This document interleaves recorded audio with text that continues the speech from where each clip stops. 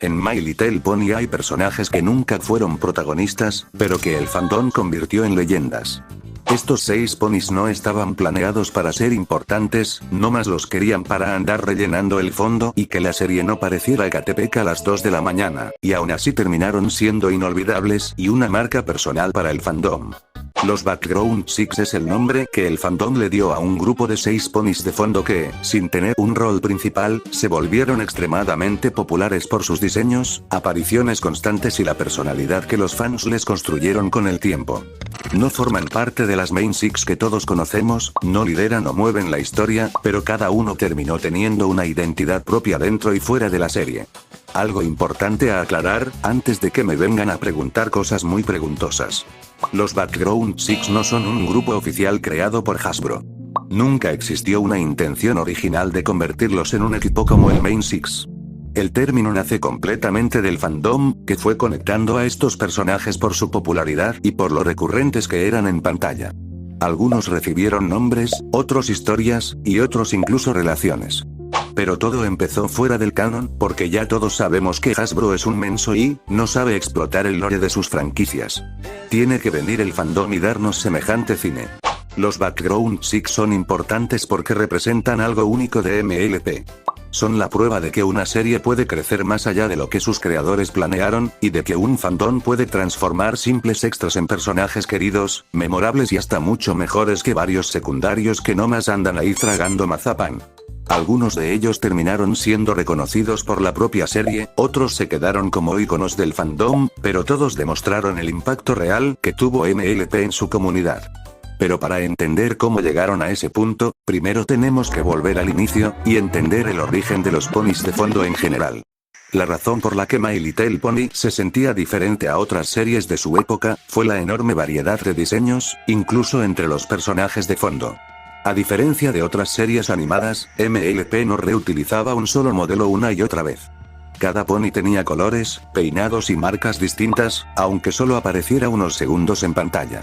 Esto hacía que el mundo de Equestria se sintiera vivo, pero también abrió la puerta a algo inesperado, que los fans empezaran a fijarse en ponis que, en teoría, no importaban. El ejemplo más famoso es Derpy Hoops. En su primera aparición, Derpy tenía los ojos bizcos por un error de animación. Ya saben, en términos de presupuesto, la primera temporada no tenía presupuesto. Por eso hubo varios de estos errores, pero Derpy destacó. Aquí hay que dar a entender que no todos los ponis de fondo son memorables, porque ya los vi diciendo que el pony pelón que salió 2 segundos iguala a los Background Six. Pero no, mi gente. Aquí les va una clase rápida con el profesor Ri, para identificar y diferenciar entre un pony de fondo todo X, a uno súper memorable, como de los que hablaremos más adelante. Un pony genérico es aquel que aparece una vez, no tiene rasgos llamativos y pasa desapercibido. O sea, como el 99% de ustedes. ¿No es cierto, banda? No se desuscriban. Un pony memorable, en cambio, puede aparecer en el fondo, pero tiene algo que lo distingue. Un diseño particular, una expresión, una actitud o una repetición constante. Cuando eso sucede, el fandom empieza a reconocerlo, le pone un nombre, crea teorías, y poco a poco lo transforma en un personaje. Y así es como varios ponis de fondo dejaron de ser simples extras y empezaron a convertirse en iconos. Con este contexto, ya podemos entender por qué ciertos ponis destacaron más que otros. Y ahora sí, vamos uno por uno al origen y evolución de los Background Six. Derpy aparece desde el primer episodio de la temporada 1, con el detalle de sus ojos como mencionamos anteriormente. En lugar de corregirlo, el error se repitió en varios episodios, lo que hizo que los espectadores empezaran a notarla cada vez más y asociarla con ese detalle. Le dieron el nombre de Derpy Hoops, una personalidad torpe pero de buen corazón, y la convirtieron en símbolo de que ser diferente no es algo malo. Con el tiempo, Hasbro reconoció su popularidad, dándole apariciones más claras e incluso líneas de diálogo, aunque con polémica incluida. Pero para ver más detallada esa historia, les dejo un video en la descripción donde narro con más detalle ese suceso. Vanille Scratch. Vanille aparece por primera vez en la temporada 1, no dice nada, no interactúa con nadie, pero su diseño llama la atención de inmediato. Sus lentes oscuros, colores eléctricos y estética de DNA contrastaban completamente con el resto del elenco. El fandom decidió que Vanille fuera muda, que se comunicaba solo con gestos y música, además, fue emparejada casi automáticamente con Octavia, creando una de las dinámicas más populares del fandom. Octavia Melody. Octavia también aparece desde la temporada 1, generalmente en eventos formales o escenas musicales, muchas veces cerca de Vanille. Su diseño elegante, su cello y su expresión seria la hacían destacar como una pony refinada y clásica. Visualmente, era el opuesto perfecto de Vanille. El fandom construyó su personalidad como disciplinada, sofisticada y algo estricta. Su relación con Vanille se convirtió en el arquetipo de opuestos que se complementan, algo que ayudó a que ambas crecieran aún más en popularidad. Pero lo que sí te haría crecer en popularidad a ti es estar suscrito de una buena vez, a la vez que escribes Derpy para presidente, para saber que llegaste hasta acá. Entre todos nosotros haremos el control total.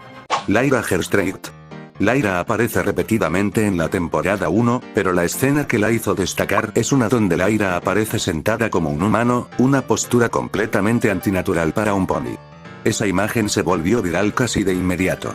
El fandom decidió que Lyra estuviera obsesionada con los humanos, que investigaba sus costumbres y soñaba con convertirse en uno. Esta broma recurrente la volvió uno de los personajes de fondo más reconocibles de toda la serie.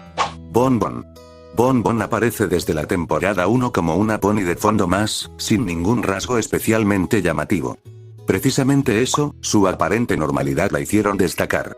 Al aparecer constantemente junto a Lyra, el fandom empezó a asociarlas como un dúo inseparable. Años después esa dupla se hizo más fuerte dentro de la serie, confirmando además su relación al final de la serie, simplemente cine, aunque pudo ser mejor.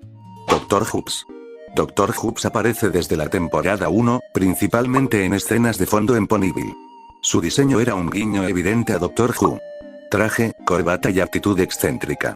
El fandom lo transformó en un viajero del tiempo, con múltiples encarnaciones y aventuras fuera de cámara.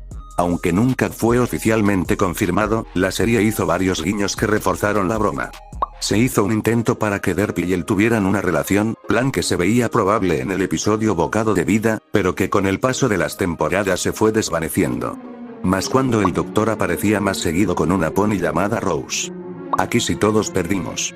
Pero eso no es todo, porque con el paso de las temporadas estos personajes pasaron de simples ponis aleatorios que podían salir en cualquier momento, a tener apariciones claras y una continuidad dentro de la serie. Por ejemplo, Lyra y Bon Bon siempre juntas, si había que tener música siempre aparecían Vanille o Octavia, Derpy protagonizando momentos torpes, o el Doctor con los viajes en el tiempo. Pese a que jamás se les dio un protagonismo mayor, los escritores mantuvieron varias ideas y conceptos del fandom, manteniéndolas hasta el final. Pero, ¿por qué tanto cariño a unos ponis que tienen menos líneas de voz que la hermana de Pinky? Porque los ponis de fondo no vienen con una historia concreta. Eso le dio al fandom espacio para imaginar, crear personalidades, relaciones y hasta futuros completos. No fueron creados para gustar.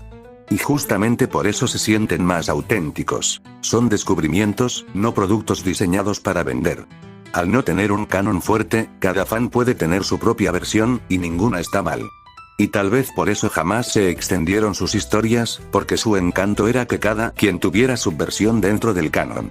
También el cariño creció porque la serie no ignoró al fandom, sino que lo reconoció con guiños y confirmaciones.